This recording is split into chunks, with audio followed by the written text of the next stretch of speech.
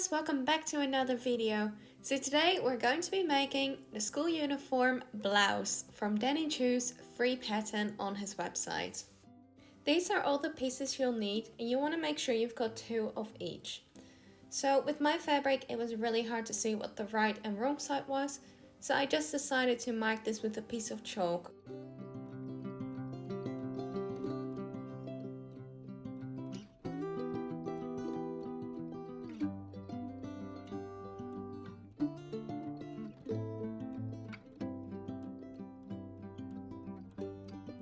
Let's get started with the center back first.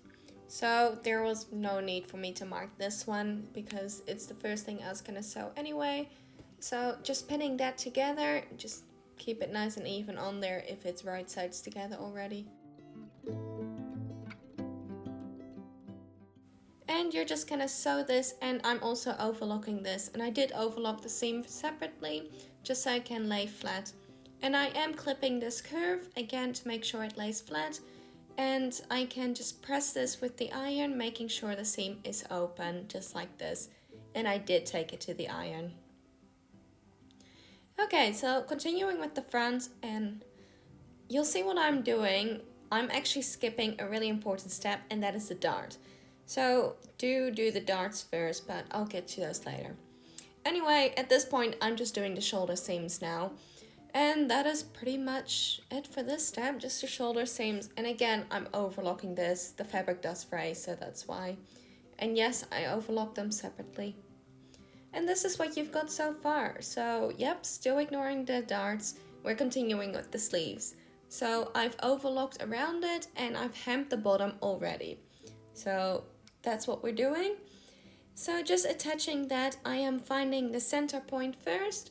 So just by folding it in half and marking a pin in there. It's honestly my best technique and I do it for everything, so yeah. If you don't like doing this, you can just mark it with chalk, or you can look on the pattern. They usually have it marked on there. I usually just don't bother with the pattern, honestly. Bad habit of mine, but hey, it works. And yeah, using lots of pins, sewing that in place, and do go slowly around the curve since it does easily catch.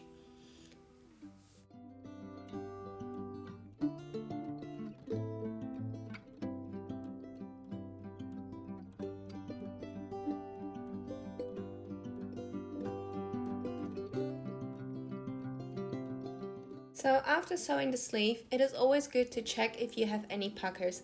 And I can already see one there, so I fold it over to see what it looks like on the other side. And then I do go ahead and just unpick that little bit and sew it again. And once I'm happy with that, I am just overlocking this. And even though I've overlocked one side, I did decide to overlock it together instead of trying to keep it separate. This is a really tight curve, so it was a bit harder to overlock. But don't be afraid to go over it again, or just lift the foot up a few times to get the angle that you need. Just like I'm doing right here, just trying to get that. But yeah, it's a bit hard, so if you don't have a fraying fabric, don't worry about the overlocking as much, or otherwise use a zigzag stitch. And that's what it looks like. So I am just clipping into these curves as well, just to make sure it lays flat, because yeah, it really bunches up without it. It's quite thick as well, the fabric, so definitely worth doing.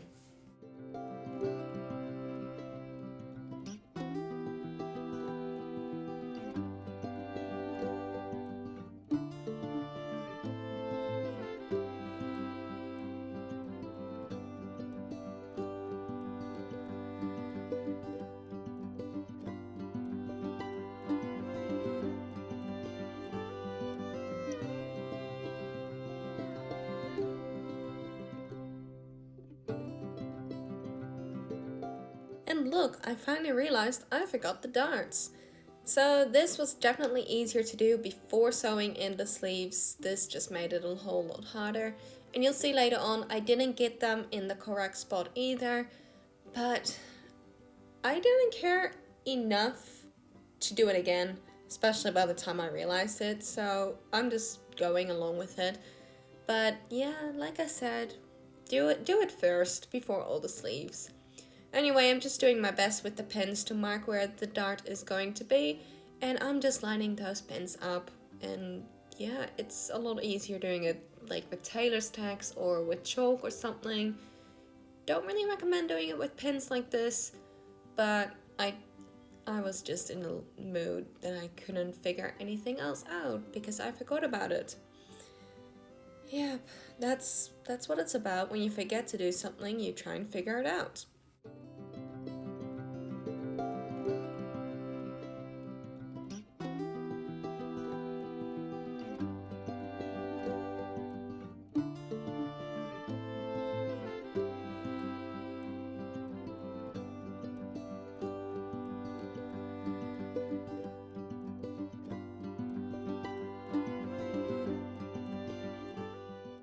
And with the dots finally done, we can continue, and we've got a better shape. It's not as straight and blocky, so that's always good. So yeah, I am just trying to hem the front bit where the buttons will be, and I debated on leaving it flat like I had it before or double folding it like I'm doing right now.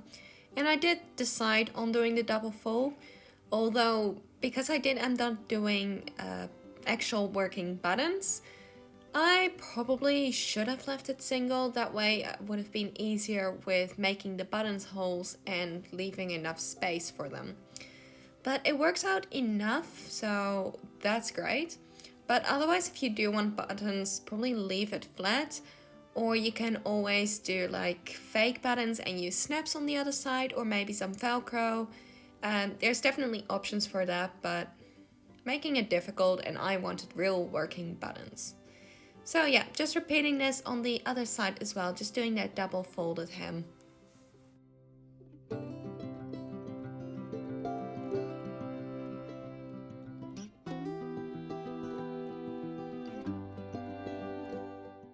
And I'm just going to sew that in place around the edge there. And there we go, that's what it looks like. So finally time to do the collar bit. So you need 2 of those and putting them together with the right sides facing each other. And you just want to sew around the top and the sides, but leave like the bottom open, or in this case, leave the top up. Just leave one of the long edges open. Sew around one side the 2 shorter edges and leave one side open. Just like this. And I have overlocked that long edge just because, and I'm just going to trim into those corners there just to make sure that it actually points through.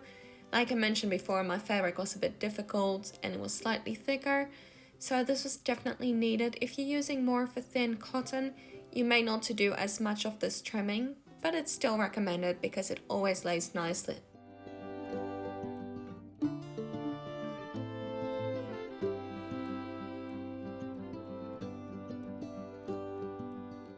And to turn those corners inside out, I am using a crochet hook, but I also use like my scissors to get that point out nice and sharp. The reason I use the crochet hook is because to get like the first main fabric, it is a little bit more on the blunt side compared to my scissors, which are quite sharp, and they do really well to finish that point off. So combination of both on this one, sometimes it works better. And yeah, this is what it's going to look like, folded in half, roughly, bit out of screen, there we go. Roughly what it will look like. With a thinner fabric, this will look a lot nicer compared to this one. But hey, working with what I've got.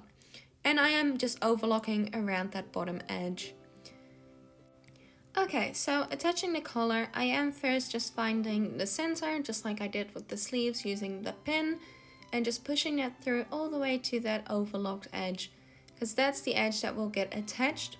So I am just pinning one edge only, so just one side of the collar to the shirt part, and I'm just gonna line that up. I am being like a bit difficult with trying to push those corners in, which you can see a little bit better on this side here.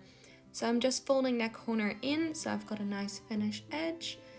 And yeah, it does get a bit difficult, but honestly, once you've got it in the right place and pinned, the sewing process is a bit easier on you.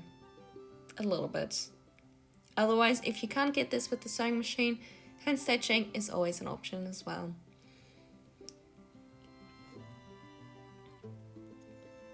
Cool, and then you're just gonna sew along this line first. And it looks like I didn't show it, but I have sewed that and then I've folded the rest over, I have pressed it, and now I'm just gonna do a top stitch along the bottom edge to make sure it stays attached. And I will go around and do the sides and the top on the top stitching as well.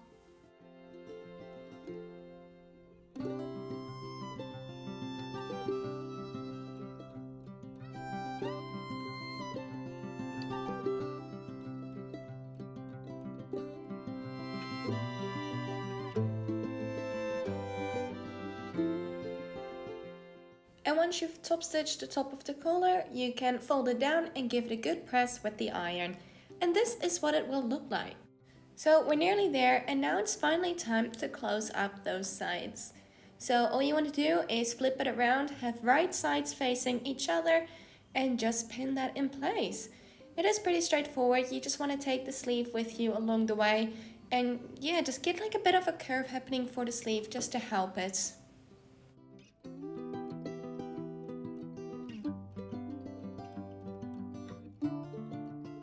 And you just want to sew down both of those sides. And with that done, it is time to clip into the curve just to make sure that it actually lays flat without the bulking. And I'm just doing this by placing a few strategic cuts. And when you turn it around and you still realize there's a bit, you can just place a few more of those little snips. And that's basically it. So I'm just turning it inside out now to have a good look. Make sure it is laying how I want it to. And to see how it actually looks right now before we continue with the buttons. So for the buttons, the first thing I did was just use a set of pins to mark where I needed them to go. And I will repeat this on the other side as well. And for this project, I really wanted to use real working buttons. This did make it a bit more difficult, so if you do want the button look, you can always use a snap or like Velcro, you can always do that just to have like the idea behind it. But anyway, I did make some buttonholes with a lot of struggle. They were probably a bit on the small side and matching them up was a bit harder. I did have to replace the bottom button because that one just didn't work very well. But anyway, with that done, it was time to do the hemming. As you can see, the bottom somehow didn't end up lining up very well. So I'm just using a piece of chalk to mark one side. I'm not cutting that, I'm just gonna fold it in a bit more at the end. Just gives me a bit more working room.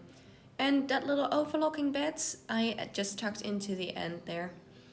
And this is all I'm going to be doing. I'm just gonna fold it up once, and here I'm just clipping a bit more just to get to fold nicely.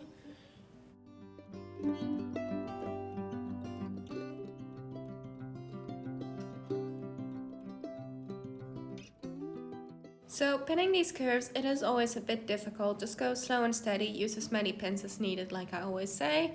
And yeah, honestly, if it does take away some of the curve, unless it really bothers you, don't bother about it too much, like unless you really wanted to have that curve. But I did my best to keep the curve happening in the back here especially. It just made it a bit harder and I had to redo the pins a couple of times as well.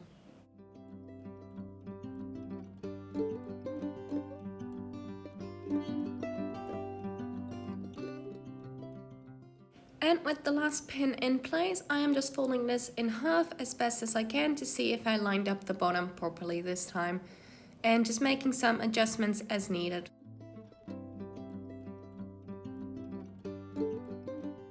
And I sewed the hem with a regular straight stitch. So that's it. Your beautiful blouse is finally done. So now all you need to do is put it on. So to do that, I'm just taking her hands off. And then I just take the arms to the back and it easily slides on, and it's time to do the buttons.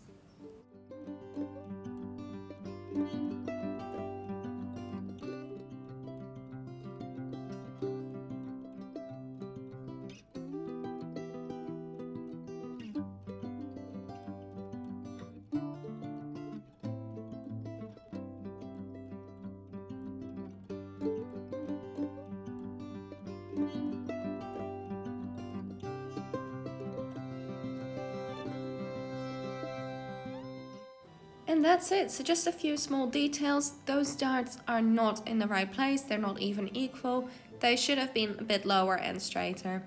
As for the button here at the bottom, I've mentioned that a few times now. It is at this point that I realized that was not in the correct spot. So that meant I just had to redo it. And here is the finished result. If you enjoyed the video, don't forget to like and subscribe. It really helps my channel out. Leave a comment down below on ideas and any questions you may have. I will happily answer, and I will see you all the next time.